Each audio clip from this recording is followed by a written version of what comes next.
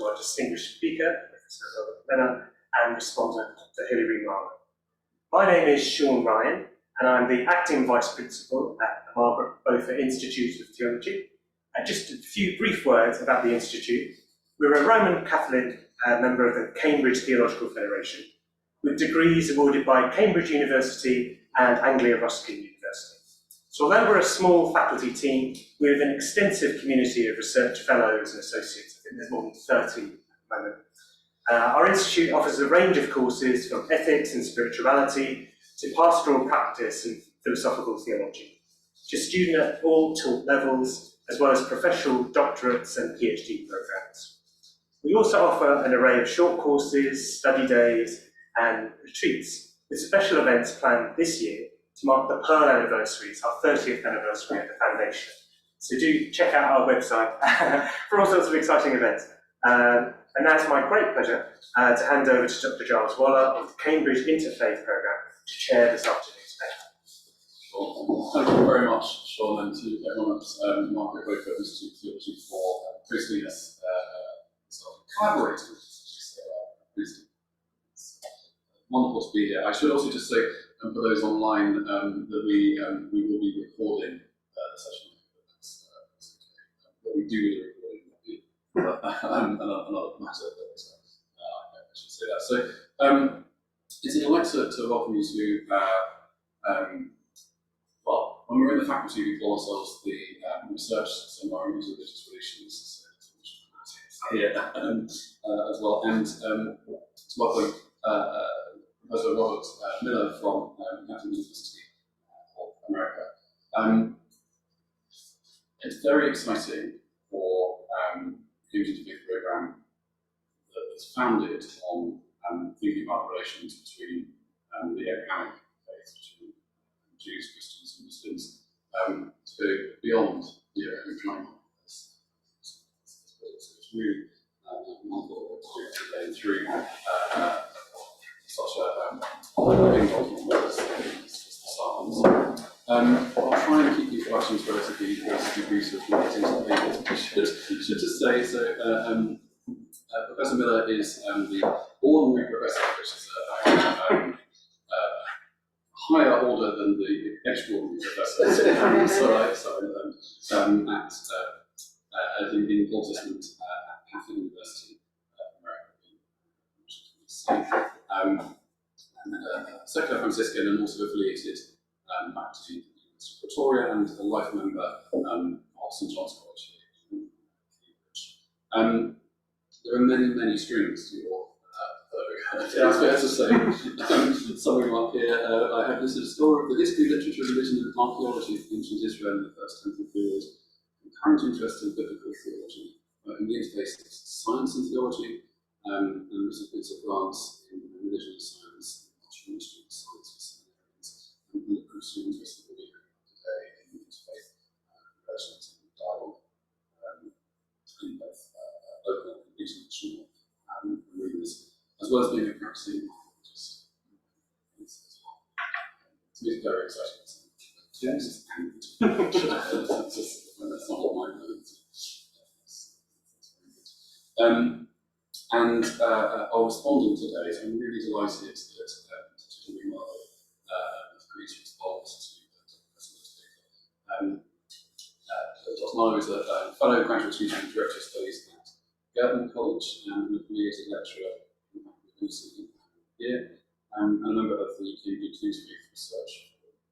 It's not representative, a newly constituted forum for promoting research and interfaith relations. He teaches Hebrew Bible and Hebrew to students in Cambridge, and her research focuses on the reading of religious scriptures in the context of modern society, particularly the Bible's depiction of the interaction between people and nature. Contemporary ethics, and between the enhancement of dialogue between different religious traditions, especially through the practice of spiritual reasoning, and it's really through spiritual reasoning.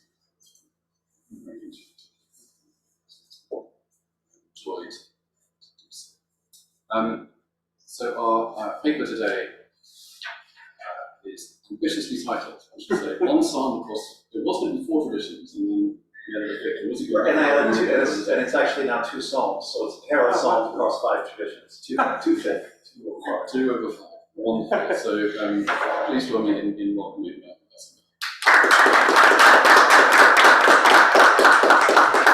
For those of you who do not have a Bible on your phone or easily with you, I did print out the text of Psalms 47 and 48. Dialogue and connection between the world's religions is more important than ever before, but interreligious dialogue takes many forms. One of the most productive in recent decades has been via sacred texts. Theologians and spiritual leaders reading and reflecting on their own sacred textual traditions in dialogue with each other. Ordinarily, as in so-called scriptural reasoning, pioneered here by David Ford and others, each tradition is reading different texts, those most important in their own tradition. Yet this could remain more a series of monologues than a proper dialogue. Dialogue might instead move to different religions discussing the same themes, the same spiritual topics, and the same challenges of living out faith. So a fruitful approach pioneered by Jonathan McAnett and the International Jewish Christian Bible Week has adherents of different religions reading the same text together, but from their differing perspectives. And naturally, one could also read the history of interpretations by these communities over the centuries of the shared texts to gain a long-term perspective. The Old Testament Hebrew Bible is available for this, since both Jews and Christians consider it canonical. This method has not been possible in dialogue with Islam, since although Islam holds that God revealed the Torah to Israel and the gospel to first century Jews, corruption or tahrif has crept into these documents as we now have them. There's one exception, however. Muslim writers over the centuries considered that the Psalms of David, which the Quran and Hadith called the Zabur, underwent little corruption, and they were therefore more willing to appropriate the Psalms and to comment on them. Indeed, during Pakistan's 2018 general election campaign, a Muslim leader of a mainstream political party recited Psalm 91 from an Urdu Bible at a political rally. Christianity holds that non-Christians can pray the Psalms not as reading another's prayers, but as truly their own, while at the same time Psalms stand out with Genesis and Isaiah as a canon within the canon for the Christian Old Testament. Psalms therefore allow for interreligious reading by Jews, Christians, and Muslims, and using interpretive texts from various centuries to avoid ossifying interpretive traditions that are always changing, studying the history of those communities' reading of the Psalms. Moreover, many active in interreligious dialogue have called for a move to interspiritualities dialogue. And the Psalms, as prayers and as used in prayer, are thus an excellent place for such work to begin. Since the early 70s, scholars working in interreligious dialogue have used the phrase Abrahamic triangle. This phrase ignores, however, other religious traditions that honor Abraham, that consider themselves to continue the faith of Abraham, and indeed respect in varying ways the texts known to Jews as the Bible. Notable among these faiths are the Baha'i and the Rastafari. It's necessary, therefore, to expand the Abrahamic triangle. And once again, Psalms are a key venue for such dialogue. As Baha'u'llah declared Psalm 60 to be a prophecy about himself, and other Baha'i writings utilize the Psalms. Rastafari artists have set almost every psalm to reggae music, particularly psalms of lament, and most directly from the King James Psalter, while some rewritten from Ira Sankey's Sacred Songs and Solos. Rastas recite Psalm 68:4 in support of using the divine name Jah, 82:6 for the divinities of all Rastas within the I community, which we will return to later, and Psalm 104, verse 14 for the ritual use of marijuana. Rastas look to Marcus Garvey's 1934 call for an intellectual interpretation of the Bible, made at the 7th United Negro Improvement Association Convention in Jamaica, which, working it out, means some Rastas actually hold that a sort of tahrif corruption, has entered into the Bible at the hands of white people as we now have it? I'll return to that question. Today, I will look at these 5 communities reading a pair of Psalms, 47 and 48, which are important since from a biblical perspective, they both highlight God's unique presence on Zion, Jerusalem, and at the same time open God's covenant to the Gentile world. I hope to make 3 contributions. First, to continue the methodological development underway in interreligious dialogue that seeks to foreground sacred texts and how they're read in a community. Second, to highlight the shared spirituality that is often obscured when interreligious dialogue focuses on doctrine. And third, as Marshall McLuhan put it, one understands the atmosphere better when you're underwater. We understand our own tradition better when we see how others look at the same texts through different eyes. Multiple factors merit us considering 47 and 48 together. Both Psalms are hymns. Psalm 47 traditionally called an enthronement hymn and 48 a Zion hymn, but Psalm 47's genre is clearly related to the Zion hymns. What distinguishes Zion hymns is their identification, among other things, of Jerusalem, Mount Zion, with the mythical highest mountain of the utmost north of Canaanite mythology, Mount Zaphon, the victory prize of the god Baal, to bring in yet a 6th tradition. You have this in Psalm 48, verse 3, which you might actually render Mount Zion, the heights of Zaphon, the city of the great king. Your translation has Mount Zion, where the Godhead truly dwells, but a footnote on the back tells you literally it could mean the furthest parts of the north, but Zaphon, in addition to meaning north, is the name of a particular mountain, as it says, the mythical home of the gods, sort of Olympus. And this is not the only piece of Canaanite mythology here. Psalm 48, verses 5 to 8, speaks of victory over peoples, and this is in parallel with victory over seas. The sea, or Yam, being the defeated foe of Baal in the Canaanite myth.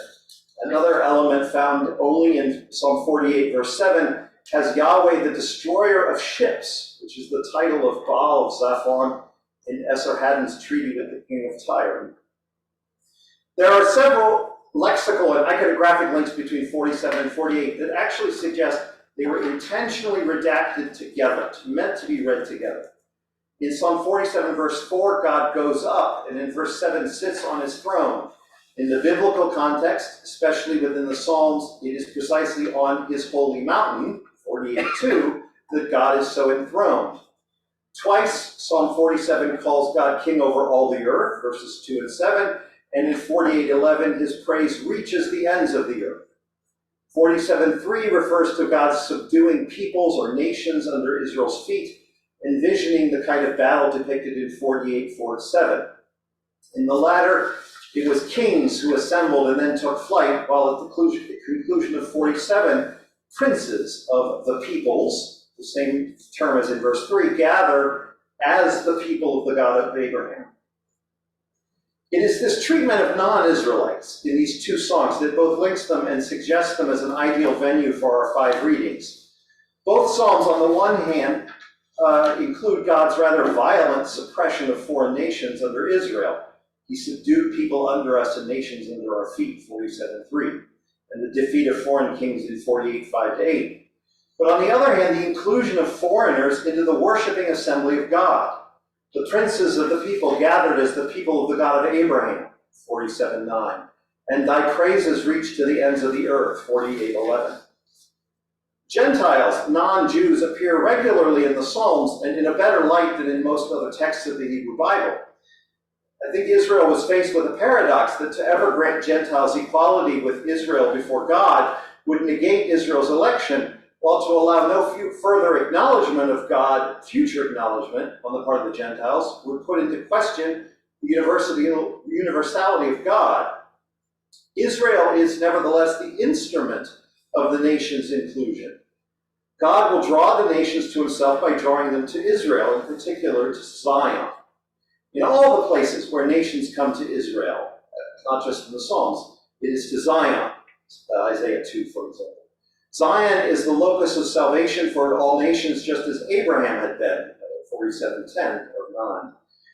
Israel's the mediator of this action of God. Although not evangelistic, Israel is the herald of God by rehearsing his praises, not to, but in the presence of the nations, 47, 2-3. Jewish traditional interpretation of 47 and 48 have fallen within a fairly narrow range. Although commentators occasionally, especially earlier ones, tied both psalms to events in Israel's history, Midrash Rabbah and Targum Psalms, the majority have viewed these psalms eschatologically. With the coming of the Messiah, said David Kimke and Abraham Ibn Ezra, God would indeed become king over all the earth. 47, 5-8 refer to a future revelation of the Ark of the Covenant, according to Kimke, Ibn Ezra, and Joseph ben Chaim Jabez. 47:9 in particular, given its future tense, you could translate it in the future tense, became eschatological. In the Messianic age, the princes of the nations will gather either as the people of the God of Abraham or perhaps with the people of the God of Abraham, which is how the Septuagint has it, as one worshiping community.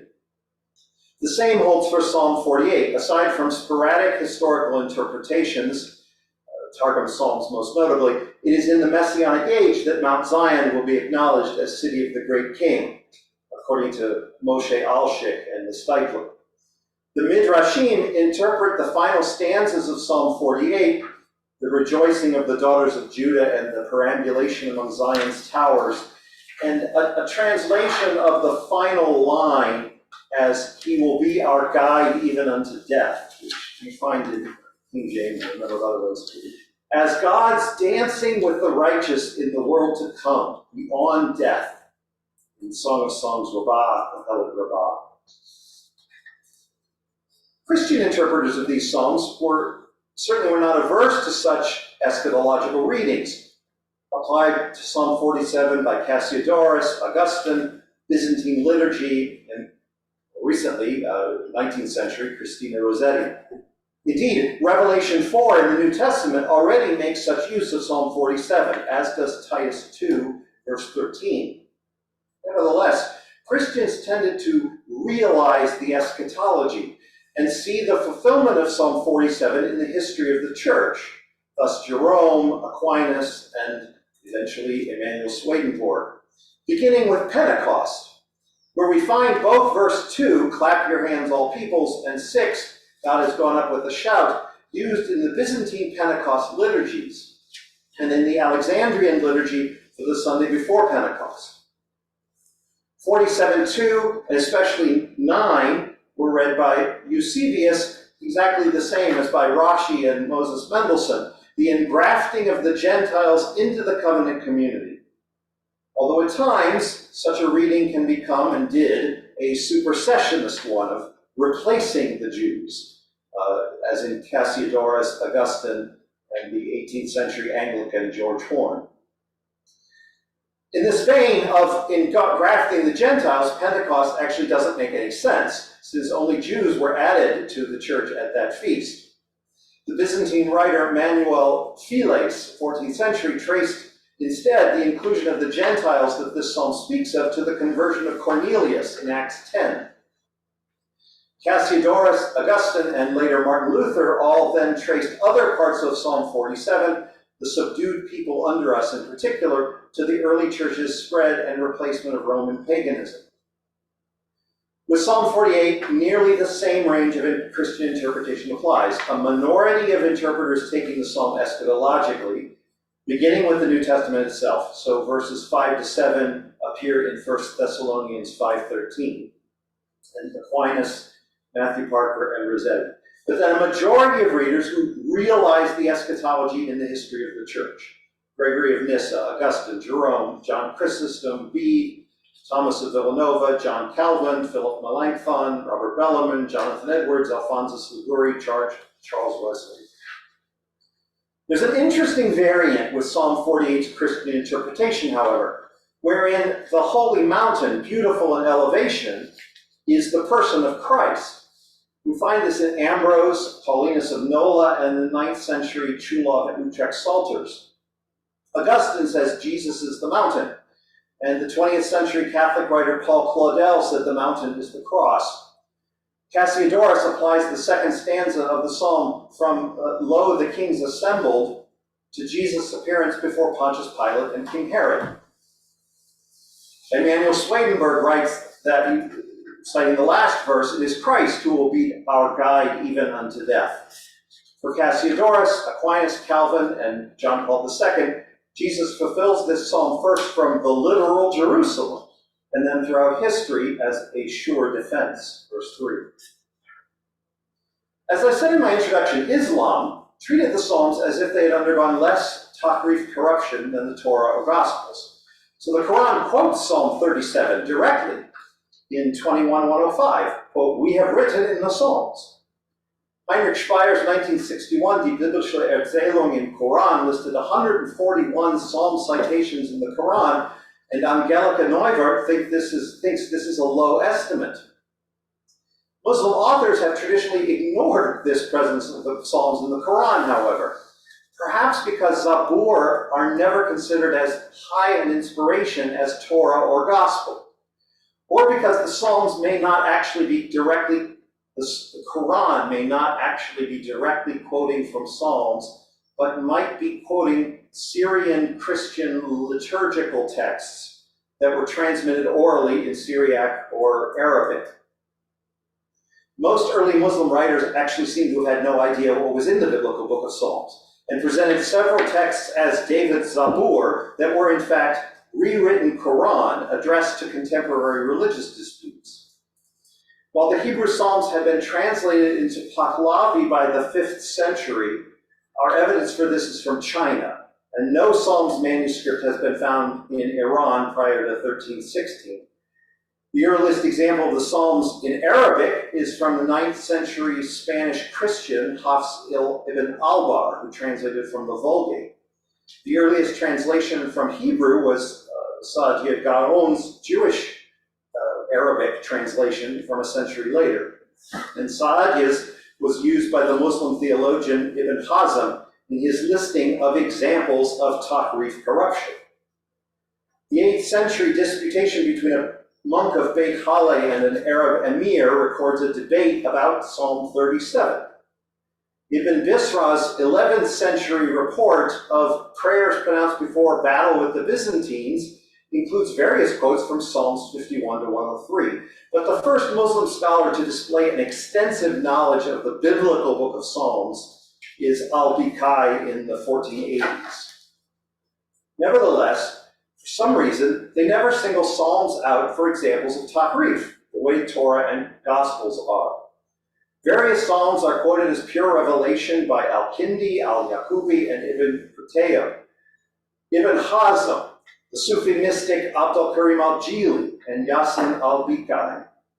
According to al-Jili, in fact, the Psalms, like the Quran, but unlike Torah and Gospel, were revealed both as a single complete whole by God to a prophet and then propagated in distinct separate ayat to the people. Al-Masudi and al-Qurtubi call the Psalms, each Psalm, a surah, which is a term otherwise reserved for chapters of the Quran.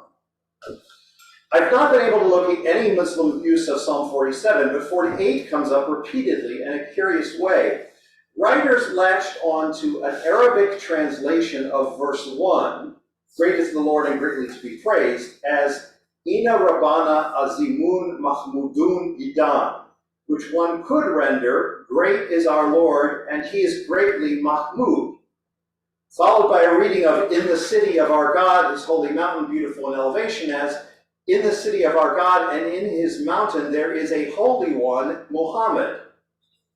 According to Ali ibn al-Rabban al-Tabari in his Kitab al-Din wa al-Dawla, this refers to Muhammad based on the participle Mahmud, that is, the word for peace from the Arabic root Hamad. Ibn Rabban states, quote, "The 48th Psalm, the prophecy of David is clearness and explicitness itself, which cannot suffer any ambiguity. David has indeed mentioned the prophet by name." Ibn Rabban got this root play from Abu Rabi Muhammad bin Alayth's testimonies sent to Emperor Constantine VI, but he had expanded the list of such references.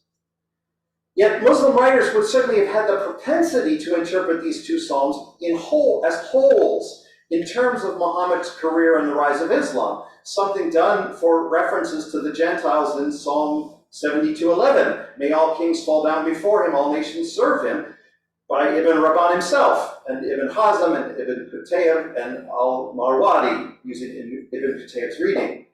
But the lexical connection in Psalm 48 overwhelmed such a reading.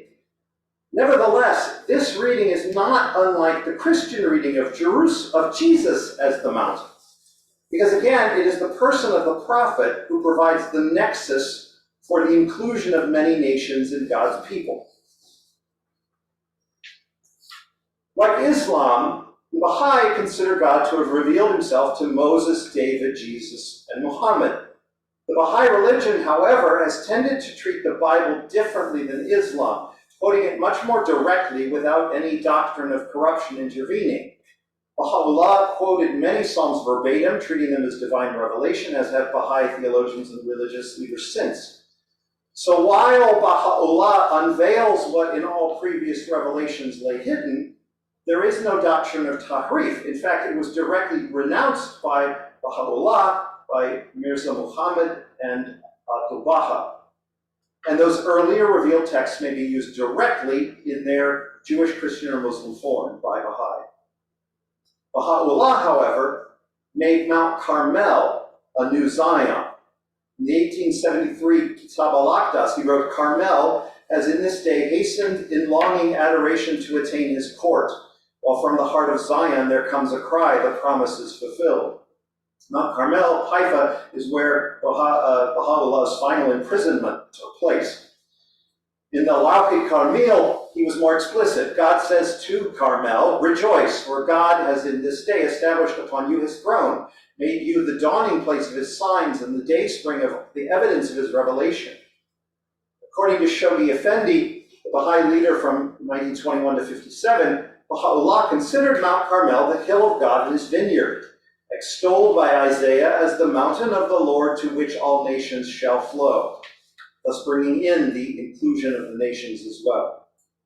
Thus, Psalm 76, 84, 87, 132 all apply language about Zion to Carmel. About 48, Abdul Baha wrote, "Some 3,000 years ago, God imparted through the tongue of the prophets glad tidings to the Holy Land in words such as these: Rejoice, O Holy Land, for you will be made the footstool of the All-Merciful. The tabernacle of the Lord will be raised, the sweet savors of holiness will be diffused, and the day star of holiness will shine forth. Rejoice with exceeding gladness, O Holy Land, rejoice. Moon shall beam forth in your heaven, and that glorious sun shall shine resplendent from your orient." Subsequent Baha'i theologians, such as Hand of the Cause William Sears, clarified that Mount Carmel is indeed the Zion predicted by Psalm 48. As Baha'ism is intended to collect and subsume all world religions, its governing body, the Universal House of Justice on Mount Carmel, is the epicenter of prophecies concerning Zion and its becoming the religious center of the earth. The Baha'i reading of Psalm 48 is therefore akin to the Christian reading of the church to which all nations are drawn. The origins of Rastafarianism are complex beyond the scope of this paper. Its roots extend to the American Marcus Garvey, although he didn't like the Rastafarians at all, in the 1910s and 20s, but its proper beginning to the preaching of Leonard Howell and others in 1930s Jamaica. And while Garvey's intellectual interpretation of the Bible, adopted by Rastafari, involves something akin to the doctrine of tahrif, Psalms are among the texts most cited by Rastas. We do not have theological reflection on the Psalms in Rastafarianism. Rare, there are a few things. Instead, we might look at the precise rewording given to the Psalms in reggae, ska, and rocksteady music. And even prior to the advent of these musical genres, Nyabingi chanting, which consists almost entirely of biblical psalms, arose in the 1940s and has continued with the fundamentalist Nyabingi sect or mansion of Rastafari. A Nyabingi version of Psalm 47 in a recording preserved by the Line of Judah Society has verse 4, "That was the excellence of Jacob whom he loves, Rastafari." And king in verse 6, 47, is replaced with Rastafari. The psalm stops at verse 7 and continues with non-psalmic lyrics didactic on the history of the oppression of black people and an exhortation to look to Africa. In this case, Rastafari means literally the Ras-Tafari, the Ethiopian emperor Haile Selassie. From its origins, Rastafarianism was intrinsically linked with Haile Selassie. He remains a central figure in Rastafari ideology, and although all Rastas hold him in esteem, precise interpretation of his identity differs. Just how Haile Selassie relates to Jesus varies, although many believe he was the second coming. Leonard Howell had already said that Psalm 72:11, which is one of the ones I cited in Islam, referred to Haile Selassie when it talks about Zion. We're therefore not very far from the Christian and Muslim interpretations where Jesus or Muhammad became the focal point these psalms describe as Zion. Prince Far I, who died in 1983, was a Jamaican reggae musician whose first album was Psalms for I in 1975. This has a version of Psalm 48 in which 1 to 12 are verbatim, and 1 to 8 are repeated, and then 8 again. But a different version of his Psalm 48 appears on the 1994 re-release produced by Recordsmith and the All-Stars.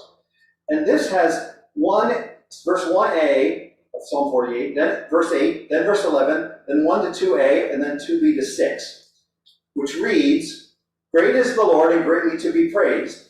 As we have heard, so we have seen in the city of the Lord. Let the daughters of Judah rejoice.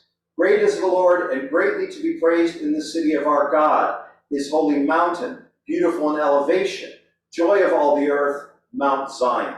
So there's a structural pointing towards Zion that isn't in the psalm itself even. The idea of Zion is a key element in Rastafari theology. Together, Zion and Babylon are two paradigms that order the entire cosmos. Zion represents the entire redeemed life, both the kingdom of God now and, more importantly, the promised rest, unity, peace, and freedom, as opposed to the oppressing, exploiting system of the materialistic modern world symbolized by Babylon. The location of Zion as center of a Davidic monarchy is also vital for the role of Haile Selassie, this divine king, explicitly held by both Rastafari theology and the old Ethiopian constitution to be the offspring of David's line, rules over an African promised land. So Africa itself manifests Zion, and Haile Selassie is a Davidic king ruling in Africa. Psalms can therefore be applied to the Rastafari version of Zion and Messiah. Ethiopia, Africa by extension, is both a physical Zion and the manifestation of the Zion that is the kingdom of God. An interpretation already given to Psalm 68:31's inclusion of the nations by Leonard Howell.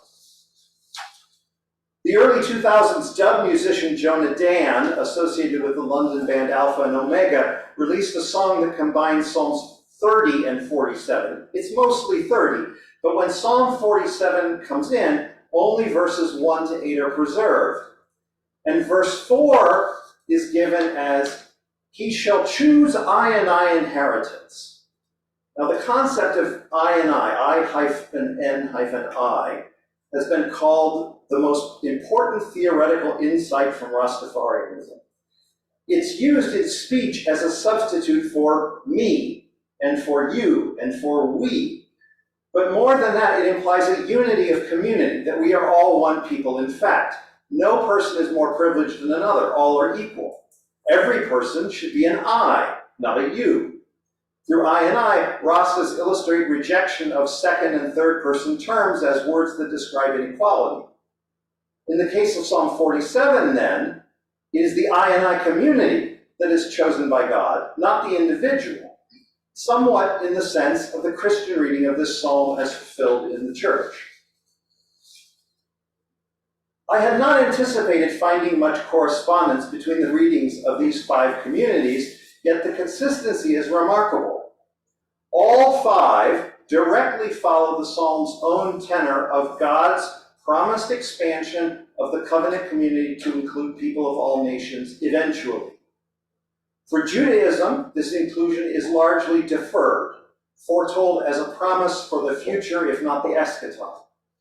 In all of the other communities, the inclusion has already begun. In the Christian church, in the rise of Islam, in the Baha'i world community, or in the I Rasta community. Moreover, there's a tendency in all of these latter groups to transfer the specific role of Zion in the Psalms as nexus for inclusion and pole of attraction for the nations to a particular individual. Jesus Christ for Christianity most clearly, but also Muhammad or even Haile Selassie. Only for the Baha'i does the nexus remain geographical, still in Palestine, but moved from Jerusalem to Mount Carmel. At the same time, there are clear distinctions between the readings of these faith communities that highlight different spiritualities. A significant strand of Jewish interpretations located the events of these Psalms not in the future, but in the history of Israel itself.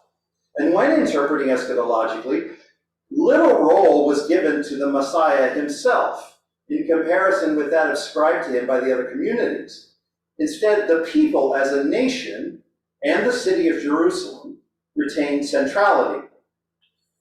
Christianity is distinct in its liturgical use of these psalms, which none of the rest of these are using, except maybe the Nyabingi chant. This is perhaps consistent with the origin of the Psalms, in fact. But the Psalms are not only performed in Christian calendrical feasts, but even in commentary and homiletic discourse, they're linked to specific ritual celebrations. Pentecost, but also Ascension and Epiphany. Islam is distinct in that the Psalms are not prayed, as they are in all the other communities. Instead, they exist only as prediction of a greater revelation that will ultimately replace them. Baha'is retain this predictive role, but also return the Psalms to the status of prayers in themselves, as do the Rastafari to an even greater extent. Indeed, the Rastafari return the Psalms to their purest form, often simply singing the original words without emendation. Thus, all of these communities preserve a great deal of what is in the Psalms themselves, while employing them distinctly according to their own theology. Thank you.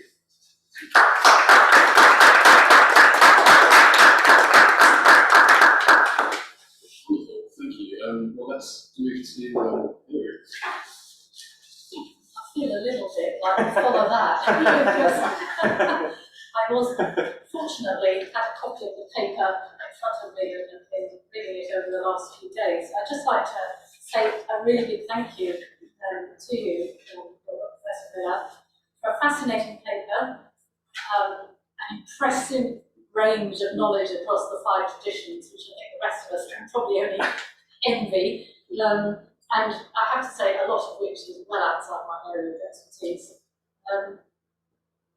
I think that you've made the point of expanding the Abrahamic tradition adds a great deal to our understanding of the traditions and their ideas, and especially perhaps seeing how the biblical themes of Psalm are reworked, not just in the Christian tradition, which I guess many of us are very familiar with, but in other traditions as well. Charles, I don't know how long you want to go. I've got a sort of long version and a shorter version. Okay. Well, look, let me just start, because I am a Hebrew Bible scholar, by a couple of reflections on the Psalms themselves. That is somewhere where I'm sort of a little more in my comfort zone, although I don't really work on Psalms. You mentioned right at the end that only in the Baha'i faith does the nexus of the role of Zion remain a geographical one. And that ties in with the first point that I wanted to make, which is to think about the role of geography in Psalm 48 in particular. There's quite a strong focus on the sense of place. And this is an area in biblical studies that's you will be aware, is growing. Traditional biblical interpretation has tended to focus on the history of Israel, the story of God and God's people. But physical locations where things happen, the movements in and out of those spaces are actually, I think, equally important. And so here's a couple of thoughts that we might want to think about from Psalm 48 about the use of place and space. To state the obvious, the focus is a sort of geographical space, however that's conceived, Mount Zion, the city of God. But I suggest to you that the actual location of that is deliberately ambiguous. Robert's already pointed out the connection with Mount Zaphon, the Canaanite mountain in the north, through the Hebrew Rasate Zaphon. Some commentators think that might have been a polemic against Canaanite mythology, against Canaanite gods, or others suggest it could just be a nod to this sort of universalizing trend in the psalm that it spreads out beyond just Jerusalem and Zion. But there's another option that I think is there, which I like to draw from Ezekiel's third temple vision, Ezekiel's temple vision in Ezekiel 40, where the location of that vision is also ambiguous, and I suggest deliberately so. So in Ezekiel 40, verse 2, the angelic visitor comes to him in an unnamed city, in an unspecified location. It just says in a distant place. And all commenters, almost without exception, assume that that's Jerusalem. It never actually says, it doesn't locate it. And I think, in my view, that's because it's an earthly location, yet not an earthly location. It's kind of the ambiguity in Ezekiel and here in Psalm 48 can be accounted for by this interplay between cosmic space and earthly place.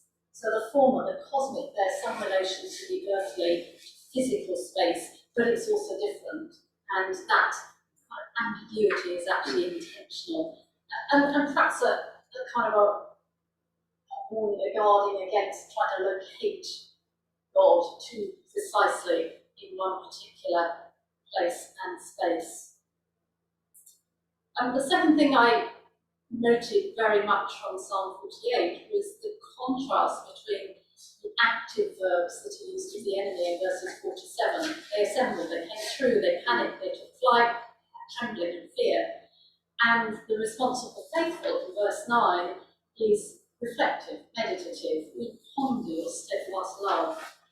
And in both cases, it's a response to seeing the city of God. So the king sees it in verse 5, and they have this kind of panicked reaction. And the faithful see it in verse 8. Both seeing the same thing, but highlighting the value of context and perception. And maybe this is a stretch, I don't know. Can you say that actually this is the language of insider, outsider, and insider? So the outsider engages in frantic activity, and the insider pause and contemplate.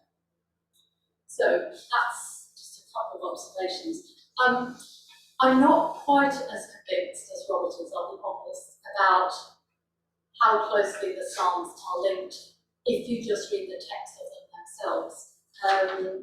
I'd be interested to know how many commentators actually read them as a pair. Because actually, if you read Psalm 47, it never actually references Zion.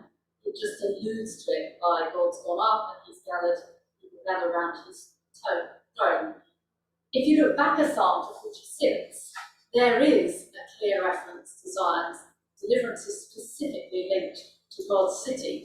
And in a way, it's only because of the canonical location we have of 47 in between 46 and 48 that necessitates that reading of it, I think, as specifically about Zion. I see in Psalm 47 a kind of much more generic, broader focus on the earth, celebrating God's reign over the earth rather than God in this ambiguous holy city.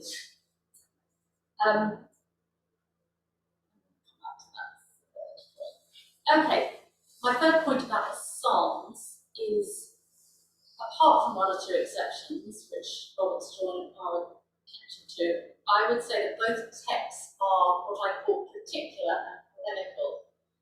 In other words, they celebrate the victory of God against a group of people on behalf of another group of people, the victory of God against God's enemies on behalf of the children of Israel. And this raises another question as to how much texts in the Hebrew Bible are truly welcomingly universalistic in their scope. My thoughts were drawn to Isaiah 45 as a parallel. In Isaiah 45 and verse 22, universal salvation is offered. Turn to me and be saved, all the ends of the earth.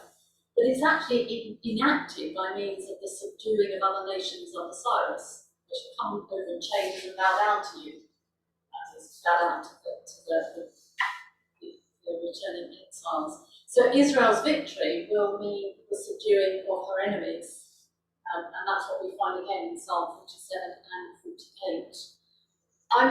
I'm wrestling, and I know that the interpretation has taken it beyond that, and I know that there are other places that we might turn to for more, I say, welcoming universalism. But I'm struggling with these texts just to quite agree that they do point to God's, in Robert's terms, God's promised expansion of the covenant community to include people of all nations eventually. So it seems that there's a power dynamic imbalance possibly in the texts. Okay, so I've got another few minutes. I just one or two questions on sort of the approach.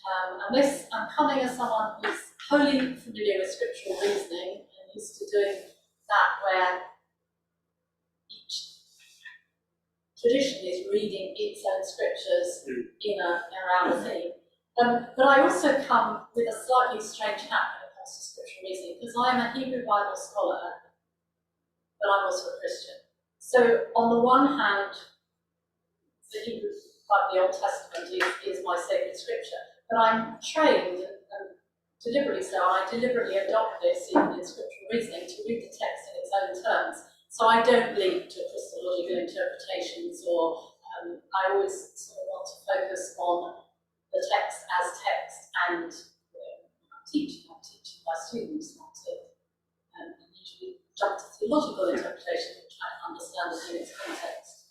So I mean, as you know, I'm sure you've participated in SR, an individual speaks out of their lived experience of the text as their sacred scripture.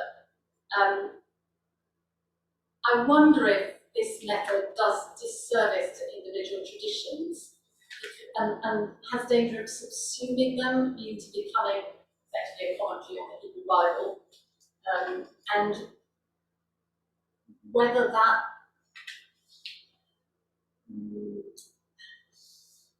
this is just a question, I'd love to hear on whether that effectively is in danger of devaluing the later traditions, or alternatively making them sort of appear more important than the primary one, the one. I mean, that's certainly what happens in the Christian tradition, but you know, the Old Testament is regarded as just a springboard to the message of the New.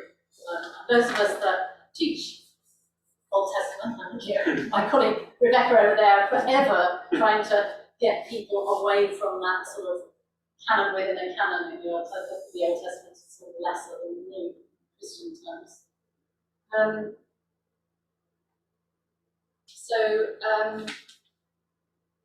That leads to another question.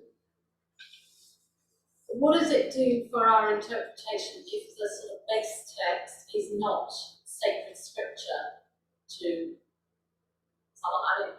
I didn't quite, I mean, I would be interested to know from Robert to what extent, for example, Baha'i and Rasta would regard the Bible as sacred, or if it's just a tradition that they ignore on and welcome, but don't have sort of spiritual, sacramental connection to. And is there a danger of harmonising different perspectives when we're sort of reading them all like this, missing important nuances, especially if we haven't, as I probably have any Baha'i or Western people here, that would be really interesting to see if we're reading the texts and their interpretation of them in the right way, or not in the right way, that's the wrong phrase, in a way that is in accordance with their beliefs. And of course, as you know, in SR, we're not for the right interpretation of the text, we're looking for what an individual sees in that text about their tradition that is meaningful. I suppose the question is then, starting off, Robert, talking about real dialogue in your introduction, and my question is, how do we ensure doing it this way that we really enter into real dialogue? Now, I don't really think I'm sort of dismissing this as an approach. I think it offers really important insights, and the level of reception history that Robert's given us is huge, and also the importance of broadening the scope of how we read text, and also looking at different media. The fact that we only have music for Rastafari interpretations is quite interesting. Lastly, I'd like to just throw out a few big questions which I think the paper raises, theological and anthropological ones. The first is, what does it mean to belong? Who's the outsider? How are they othered? How do we read the text in a way that doesn't just gloss over the problems of insider-outsider language? Who is the victim? Who is the enemy? And the second big question is, where is God to be found and where is God to be worshipped? And how, the final one is how we hold together the tension between, this is a scriptural reason again, between the particularity of each tradition and the common language, experience and ideas that many of the traditions share. And again, I think there's a tension there because we're none of us in the way of sort of putting it all together in one sort of melting pot of all the religions think the same, which is what perhaps some of our secular colleagues might want to do, but actually respecting particularity and welcoming shared themes. But I'd like to just end by saying a really big thank you, Robert. And then, normally when you go to prepare a response, you might look up some of the references. Well, I can tell you, there are so many references in this paper that I fell at the first sort of half dozen or so. But I'd like to thank you very much indeed.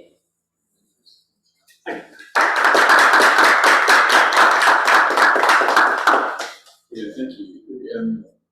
Do you want to? Yeah, I mean, this is very helpful. I mean, sorry, a couple of points. The spatial spirituality of the Old Testament is important. I had not thought about, why is it not called Jerusalem in these texts? Why is it Zion? And the obscurity of Ezekiel 40 also had not occurred to me. This idea that already there's perhaps a detachment from a specific space. On the relationship of the two Psalms together, I mean, it's actually kind of out of my own character to be pushing it, because the general trend in Psalm scholarship now, after Eric Sanger and Hosfeld and Bill Brown and others, is every psalm has to be read in connection with the psalms around it. I mean, this is the method now. It's every conference I go to. You have to read this psalm in the context of this one, and there's a structure of these five together, and I mean, this is all that scholars are doing. And I've in fact pushed back on this before, and I think it's often completely overblown. In this case, you're right. I mean, the proper set would have been 46, 47, 48.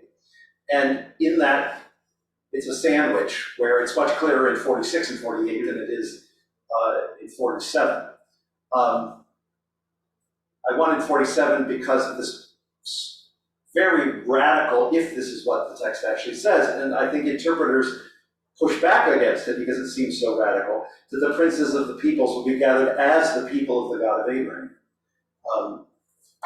which is the Hebrew, but again, the Greek has with the people of the God of Abraham. So the argument of reading these two together was more of convenience than it was an argument that they were always meant to be read together, although that's what you would read in Roscoe and Sanders' commentary for sure. And I understand also the concern not to press the let's say, ecumenism too much. I mean, obviously this is not also, let's say, third Isaiah, where everybody's in the temple and the Gentiles are worshiping God in the temple. I do think there's a distinction between this and, let's say, Isaiah 2, and some of the other inclusion of the nations texts are a bit even more violent than this. So there's sort of a continuum there, and I need to be clear to say that it's not the end of the book of Isaiah, but maybe it's a little bit. In the Psalms, Gentiles generally turn out better than they do everywhere else. You're right, too, that the place of the Hebrew Bible is vastly different in each tradition. And I tried to get a handle on dialogue with current adherents, and the only avenue where that was successful was with the Baha'i. And in fact, I spent a week at the Baha'i National U.S. headquarters in Illinois. We're very eager to talk about this, and very much do feel, God revealed this. God revealed this, God revealed the New Testament, God revealed the Quran. We accept them as they are. I can take it off of Muslim's bookshelf and say, that's the Word of God. I can take this off the actual Word of God.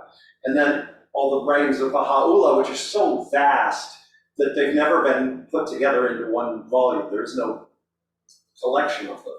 Many of them have never been translated into English.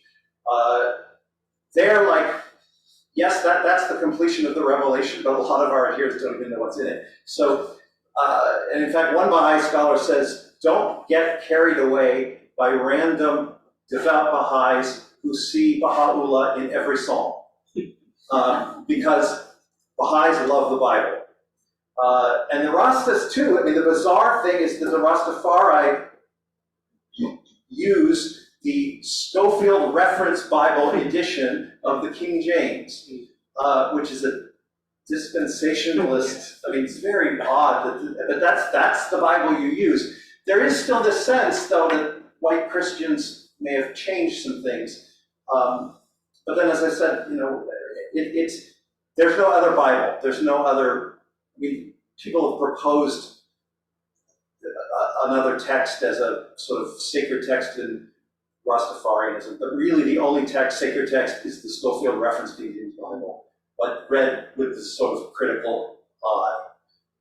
But then, nevertheless, Henry's right that the place of the Hebrew Bible is vastly different in each tradition, whether it's the central text, a text that, let's say, in a Catholic liturgy, a layperson can read the text of the Psalms, but it takes a deacon or a priest to read the Gospels. And then certainly in Islam, it's very, very different, where the actual extant Psalms are used, but very, very rarely and sparingly. And there would be a tendency to see that I'm interested in sort of bringing these people to the table as if we're all looking at the same thing, but for some of us, this is the main course, and for others, this is merely an appetizer. So these are all very, very interesting and legitimate points that I want to bring together. And thank you so much for your response. Good. Thank you. We have some time for discussion.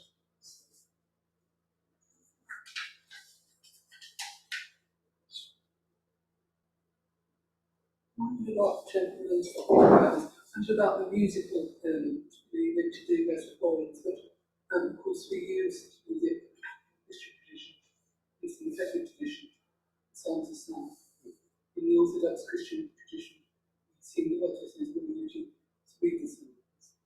So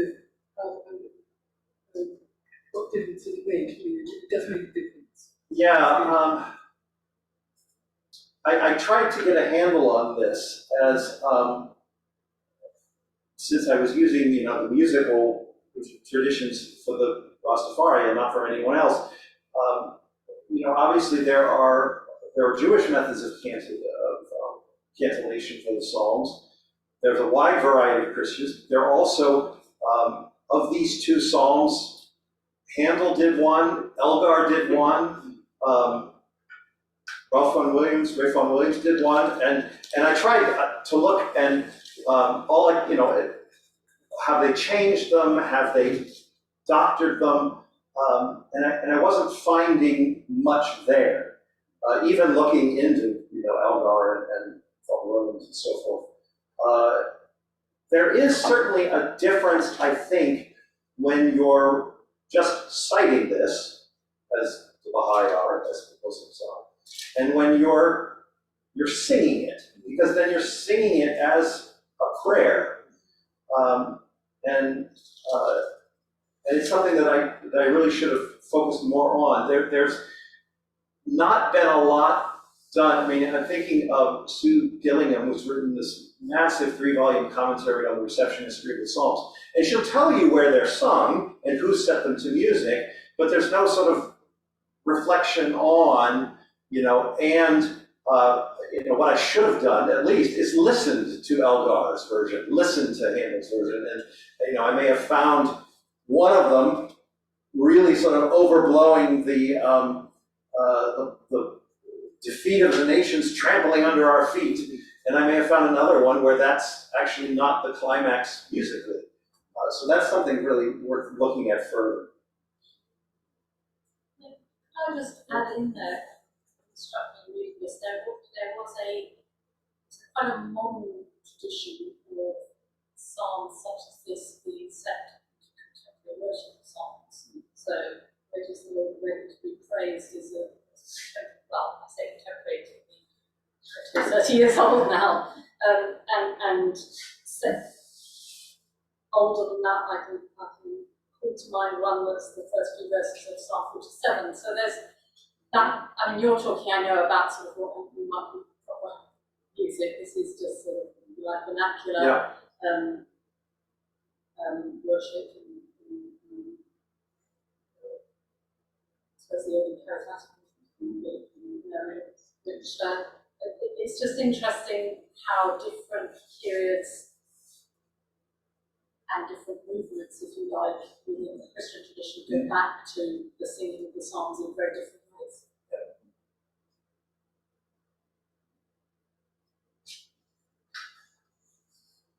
Sorry, first of all, I have to apologise for being late. I'm Dominic White, I'm the acting director of researcher. So being late, of course, means I miss most of the lecture. So the question I'm going to ask may show that I spectacularly miss the point. If I have, please just shut me up. Somebody I'm critically interested in working with is Margaret Barker. As we know, Margaret very much emphasises the mystical, the sort of high priestly mysticism, as she has reconstructed it, the Holy of Holies, the priestly role of the king, and so on. I'm wondering the Jerusalem and Zion thing. Again, this is a question not that I really have a view on, but it's really one of ignorance. Could Zion represent specifically the temple, the holy place where we encounter God? Jerusalem, all the social political mess, the nationalising of religion, misuse of religion and so on. Is that a distinction that can be made in reading the Psalms, or is that reading things in that aren't there? Yeah, I know Margaret's work is very interesting. There are other psalms, other Zion hymns that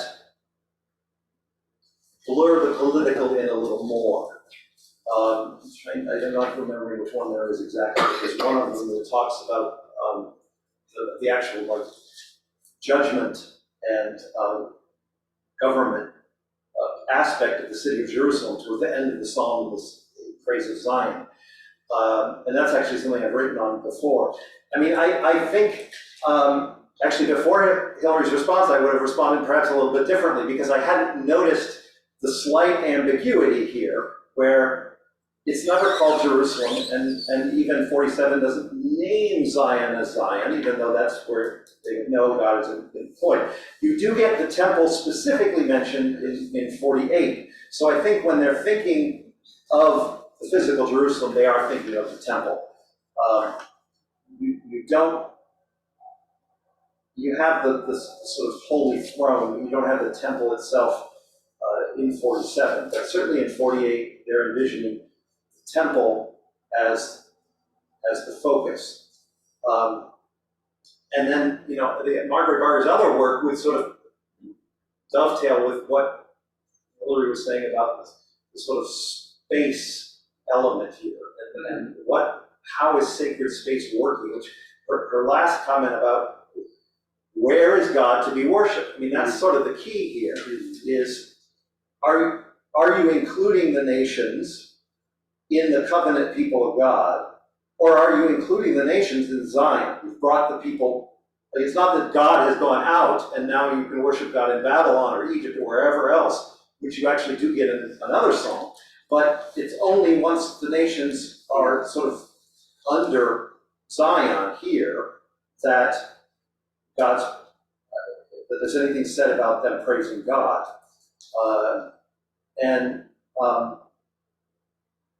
So I'm not answering your question well, but this is very interesting to me to expand this and think more about sacred space and at the same time the ambiguity of not naming Jerusalem explicitly. Thank you, that's really helpful, actually. I'm wondering, like so many terms in the Bible, actually Zion itself is used in many different ways. I think the reference you might be thinking to is the end of 51, where it says, "Do good to Zion in your good pleasure, rebuild the walls of Jerusalem," which is a very clear link between Zion and Jerusalem. And I was thinking about the psalm, which is much more familiar to me, sort of Raster, now Psalm 37, which is about singing the songs of Zion in a strange land, which is all about that sense of alienation from a big space. Yeah, and in that sense, although there's the ambiguity, I mentioned 3rd Isaiah, the last section of the book of Isaiah, where the nations can actually worship God. But again, only in the temple in Jerusalem. You're not worshiping God in Egypt or Greece or somewhere else. And then in the end of Zechariah 18, it is, all the nations say, "Let's go up to Jerusalem." Right, celebrate So Sukkot. Yeah. I wonder if you need to be careful though in verse 9, reference to temple, just taking it too literally, in the sense that God's temple, God's palace, you both on earth and in heaven. So for example in Psalm 29, you have describes the Lord of heavenly being, but it translates in all respects. But in the end, in his temple, by the way, heaven and earth are infused both at the same time. And similarly, in the throne vision in Isaiah 6, Isaiah seems to be having a vision of the temple, his throne filling temple, but then, you've also got these heavenly beings and so on, and it's both and, not either or.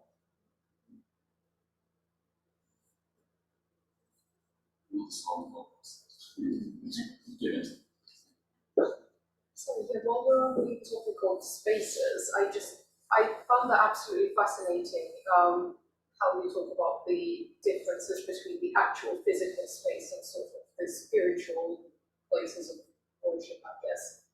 So I was wondering if you've looked into at all, noticed anything about how the actual physical landscape that these different traditions inhabit sort of reflects on the Psalms. Like, for example, I work on medieval England and medieval Iceland, so there's nothing equivalent to a huge mountain in those sort of landscapes, so they give a lot more importance to that. To them, that's something more difficult to imagine, I guess, than to people in the Middle East. So I'm wondering, in these traditions that you've looked at, if people give more prominence to the mountain, for example, because that somehow reflects on the actual physical landscape that they inhabit.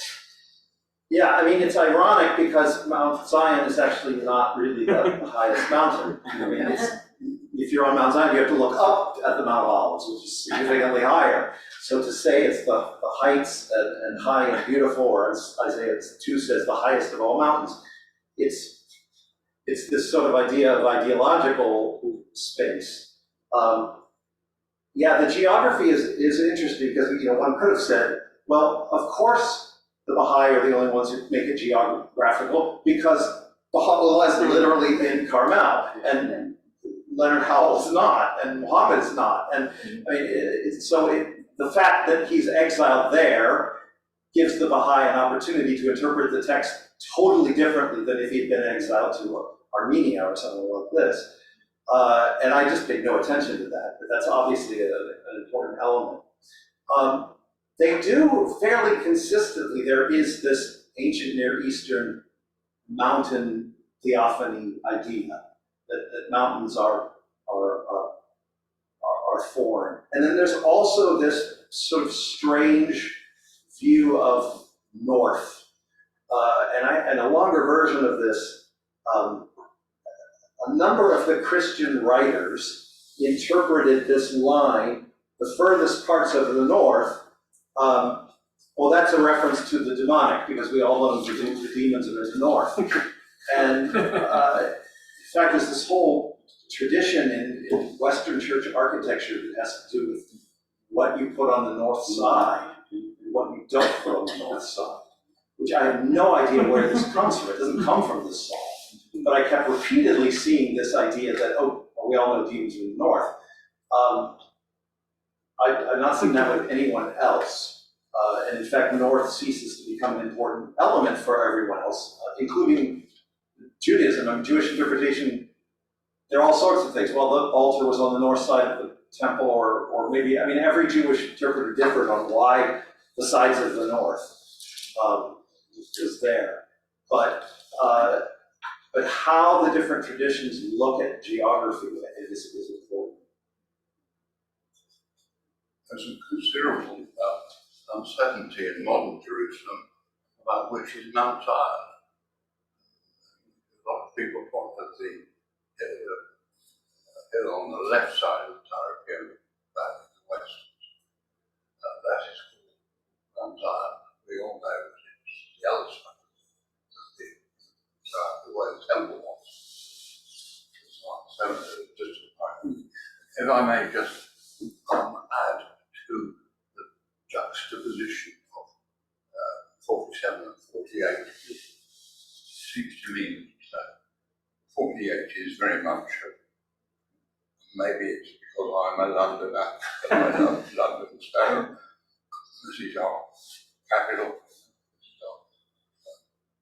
Whereas the 47 seems to be much more a description, not of the place, but of so much as a comment on the worship of the enthronement of God. So that God has gone up with Mary now, and all that is, of course, jumps over into Christianity on the century with great relish. It's the continuity there is the enthronement of God. Yeah. So it's more a liturgical picture. 47, 48 is more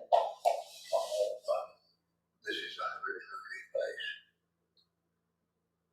Now, it's interesting to me that there are very few uses of these psalms in Jewish liturgy.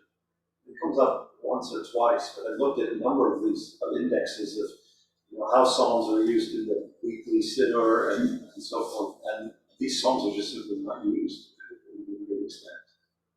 It's also kind of interesting that Jewish in modern times, Jews are not particularly pilgrim-minded.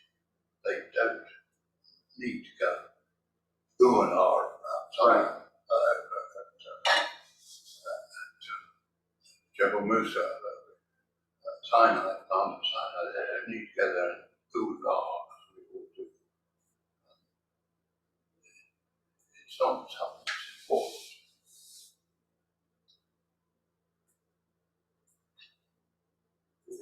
the ambiguity that was about humans. So, trying to introduce them not saying it's actually introduce them. It is a huge problem, huge. But I think it is very important to think of one example, one and four about God, one that comes from the Egyptian pharaoh Akhenaten. Very much this is the temple of heaven. Now there may be forward backwards to temples on earth, but this is the temple in heaven that is there. And 122, I was glad when they said to me that's mentioned Jerusalem very clearly. As indeed the original 50, we just sang in the college. Tonight, yesterday, we sang the Allegri version of 50, which ends up with an IC on Jerusalem, on the word Jerusalem. Wow! It gets between you and your wits. In piercing significance of Jerusalem, and misery and horror. I shouldn't. I'm an Asian from my yesterday's man. I think it's a, I mean, think of the top of the flat in Harry's I Was Glad. Right up there, so amazing. Yeah, it's Jerusalem. That's the top. Of course, these are composers, well, that are writing out of the Western Christian tradition, in sort of the forms of so it's got a reinterpretation through a Christian lens. Yeah, it's unfortunate that they don't appear in Bernstein's Chittister songs, because those are very much from Jewish tradition. And he cuts and pastes between the psalms in a very interesting way, but not these. But then so does the traditional Latin Mass, with its prophets, it's taking verses from here and there. I mean, Lord does search me out and know me. You know my getting up in the morning, my go to bed. Getting up in the morning happens to be Latin resurrection. So you find that as employed for Easter Day. Yeah. This is very bitty stuff, but it's not without its force. Especially, and you mentioned this, God has gone up with a shout of rejoicing. I mean, that's taken out and used in Ascension Day.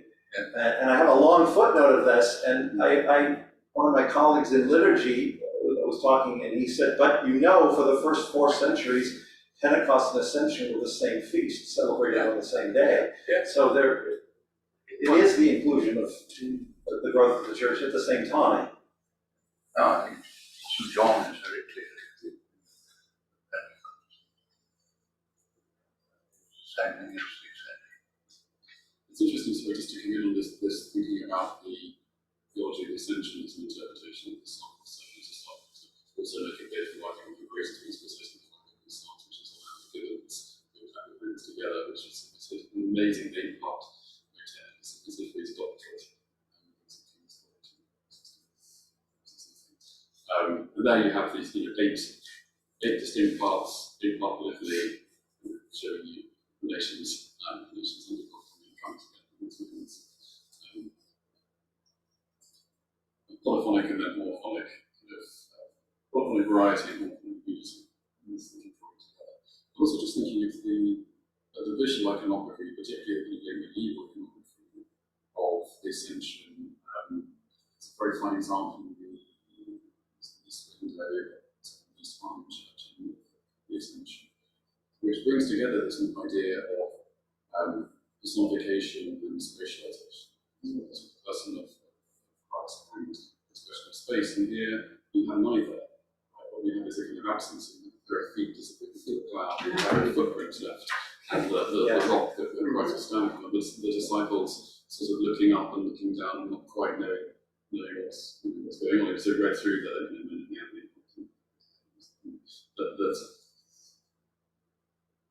it's sort of deconstruct both personification and spiritualization. Yeah, I mean, there's a whole, as Andrew said, there's not this pilgrimage drive in Judaism. And especially if you bracket out 1948 and beyond. I mean, now if you go, there's a sign as you approach the Western Wall that says, the Shekinah never leaves this spot. But I don't think you would have seen people saying that 150 years ago. And there's, I mean, even again, this is what my colleague in liturgy who said, the earliest reference we have to a separate feast of the Ascension is in Egeria. And she says, we all go from Jerusalem to Bethlehem to celebrate it. And I said, that doesn't make any sense. He said, no, it doesn't make any sense. No one knows why they go to Bethlehem to celebrate the Ascension. But I don't know the antiquity of the supposed Ascension site where you could actually see Jesus' footprints. I mean, I'll show them to you. It's now a Muslim controlled site on the Mount of Olives, but I don't know any idea how old that is. Well, that's all I would like to know. We've felt today very much on the jolly romping place that is Jerusalem. We're all happy, clapping. It's very lovely to be there. But the misery too of the lamentations, the obliteration of that place, the fact of Psalm 50,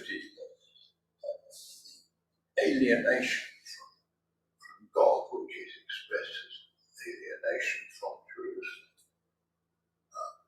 I'm cut, my bones are broken, I can't go back there. Through my sins, I'm lost from the agony of it. I wonder if that comes into traditions.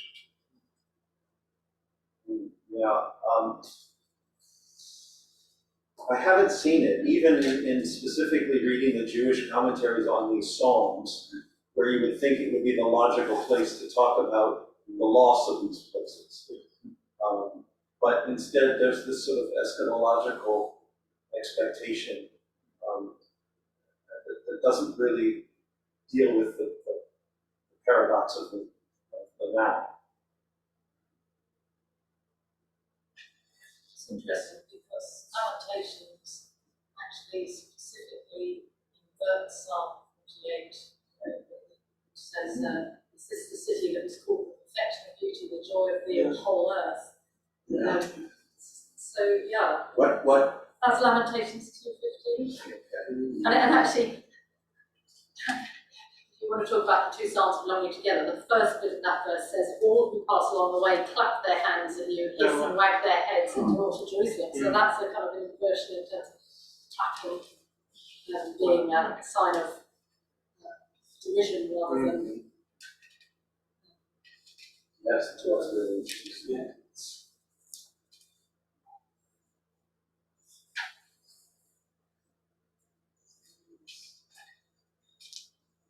So I haven't been tending online. I don't know if there are any. I don't know what's in the chat. There were one in the chat. There's several things in the chat. Are there questions? No, do you have access?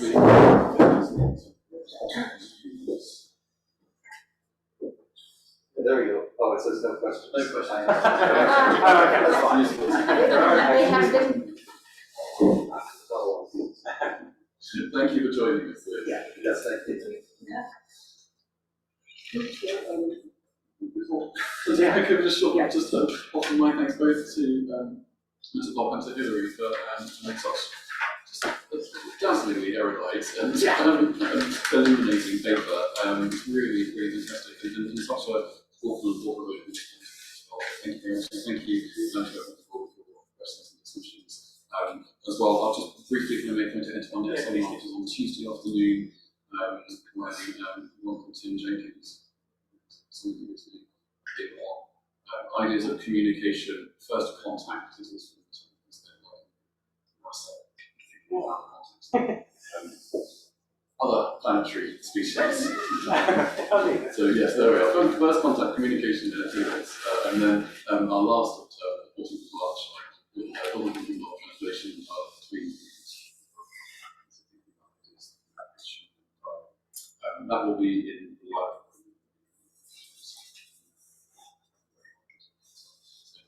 Thank you.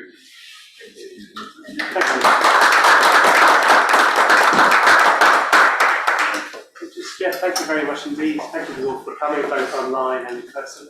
Thank you very much indeed for the incredibly erudite presentation. Yeah, sorry about that. And Hilary for your wonderful response. And thank you, Giles, for bringing us all today. Thank you very much indeed.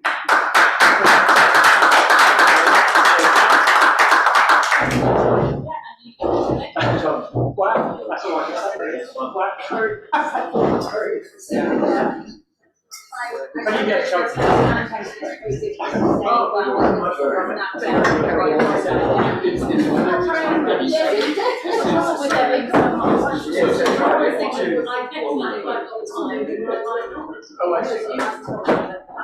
Oh yeah, okay, so